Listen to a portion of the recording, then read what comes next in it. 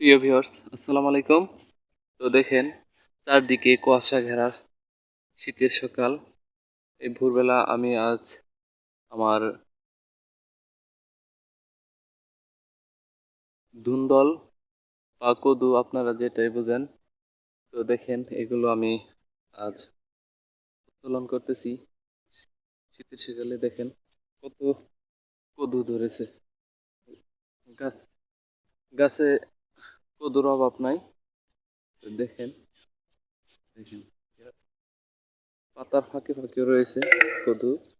দেখেন আমি এগুলো কাটিং করতেছি সকাল বাজারে নিয়ে যাওয়ার জন্য। তো দেখেন পর্যাপ্ত পরিমাণে কদু রয়েছে। দেখি কত কদু। তো ভিউয়ার্স, আপনাদের কাছে কেমন লাগলো? দেখেন আমি এই যে আরো কিছু উত্তোলন করেছি। আহ, কদুগুলোর সাইজ খুবই ভালো। তো দেখেন একবারে কি সুন্দর লাগছে। দেখেন অনেক টাটকা এগুলো। এখন কদু কিন্তু খাইতেও সুস্বাদু শীতের সময়। তো এই যে